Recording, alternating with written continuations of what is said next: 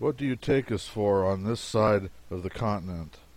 I'm addressing myself personally and with asperity to every man, woman, and child east of the Rocky Mountains.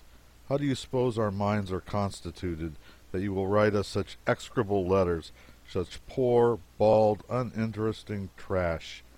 You complain that by the time a man has been on the Pacific coast 6 months he seems to lose all concern about matters and things and people in the distant East, and ceases to answer the letters of his friends and even his relatives.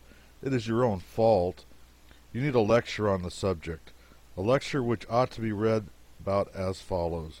There is only one brief solitary law for letter writing, and yet either you do not know that law, or else you are so stupid that you never think of it, and it is very easy and simple. Write only about things and people your correspondence takes a living interest in. Cannot you remember that law hereafter and abide by it?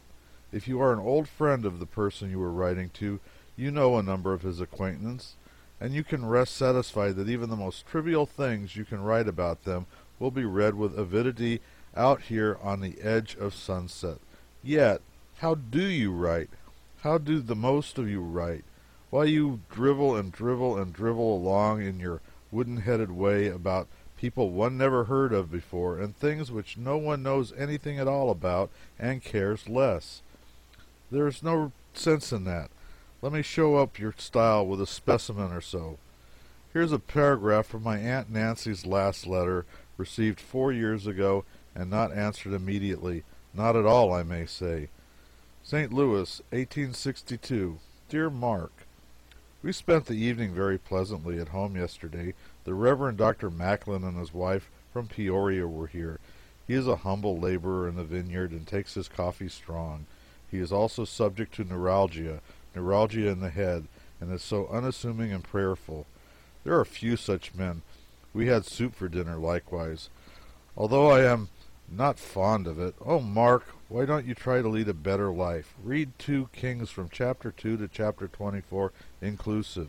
It would be so gratifying to me if you would experience a change of heart. Poor Mrs. Gabrick is dead. You did not know her. She had fits, poor soul. On the 14th the entire army took up the line of march from...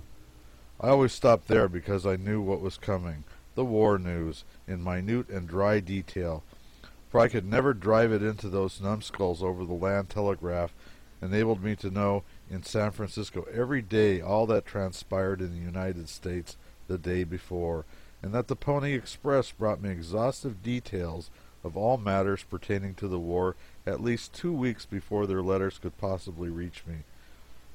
So I naturally skipped their stale war reports, even at the cost of also skipping the inevitable suggestions to read this, that, and the other batch of chapters in the Scriptures, with which they were interlarded at intervals, like snares wherewith to trap the unwary sinner. Now what was the Reverend Macklin to me? Of what consequence was it to me that he was an humble laborer in the vineyard, and took his coffee strong, and was unassuming and neuralgic and prayerful? Such a strange conglomeration of virtues could only excite my admiration, nothing more. It could awake no living interest. That there were few such men, and that we had soup for dinner, is simply gratifying. That is all. Read 22 chapters of 2 Kings is a nice shell to fall in the camp of a man who is not studying for the ministry.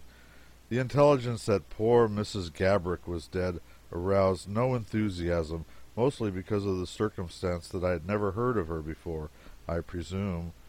But I was glad she had fits, although a stranger. Don't you begin to understand now? Don't you see that there is not a sentence in that letter of any interest in the world to me?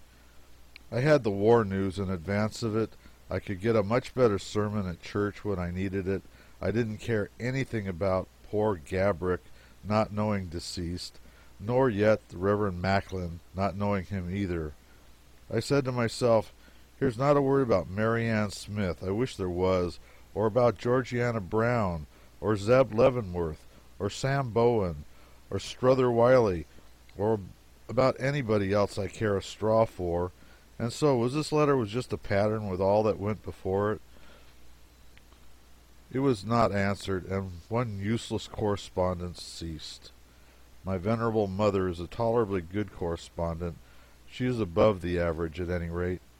She puts on her spectacles and takes her scissors and wades into a pile of newspapers and slashes out column after column, editorials, hotel arrivals, poetry, telegraph news, advertisements, novelettes, old jokes, recipes for making pies, cures for biles, anything that comes handy. It don't matter to her.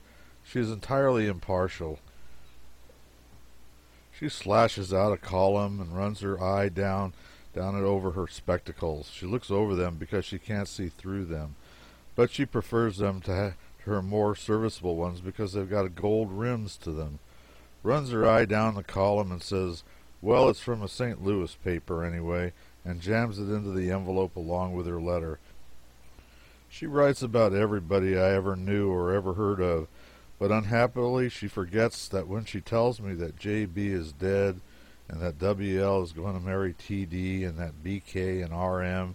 and R.P.J. have all gone to New Orleans to live, it is more than likely that years of absence may have dulled my recollection of once familiar names, that their unexplained initials will be as unintelligible as Hebrew unto me. She never writes a name in full, and so I never know whom she is talking about.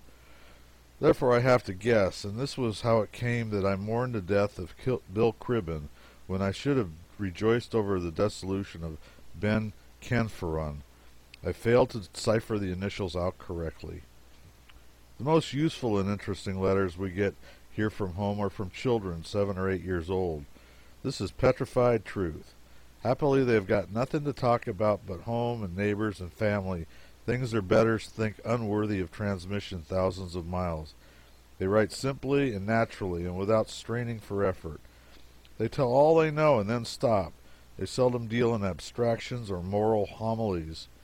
Consequently, their epistles are brief, but treating as they do of familiar scenes and persons, always entertaining. Now, therefore, if you would learn the art of letter writing, let a little child teach you. I have preserved a letter from a small girl 8 years of age, preserved it as a curiosity because it was the only letter I ever got from the States that had any information in it. It runs thus: St. Louis, 1865. Uncle Mark, if you was here I could tell you about Moses and the bulrushers again. I know it better now. Mr. Sowerby has got his leg broke off a horse. He was riding it on Sunday. Margaret, that's the maid Margaret, has all the spittoons and slop buckets and old jugs out of your room because she says she don't think you're ever coming back home anymore, and you've been gone so long. Sissy McElroy's mother has got another little baby. She has them all the time. Has got little blue eyes like Mr. Swimley, who boards there, and looks just like him. I've got a new doll, but Johnny Anderson pulled one of its legs out. Miss Dosenberry was here today. I gave her your picture, but she said she didn't want it. My cat has got more kittens. Oh, you can't think, twice as many as Lottie Belden's. And there's one, such a sweet little buff one, with a short tail, and I named it for you. All of them got names like General Grant and Halleck and Moses and Margaret and Deuteronomy and Captain Sims and Exodus and Leviticus and Horace Greeley. All named but one, and I'm saving it because the one I named it for, you's been sick all the time since, and I reckon it'll die. It appears to have been mighty rough on the short-tailed kitten naming it for me. I wonder how the reserved victim will stand it. Uncle Mark, I do believe Hattie Caldwell likes you, and I know she thinks you were pretty, because I heard her say nothing couldn't hurt your good looks, nothing at all. She said even if you was to have the smallpox ever so bad, you would be just as good looking as you was before. And my ma says she's ever so smart, very. So no more, this time because General Grant and Moses is fighting. Annie. This child treads on my toes in every other sentence with a perfect looseness, but in the simplicity of her time of life she doesn't know it.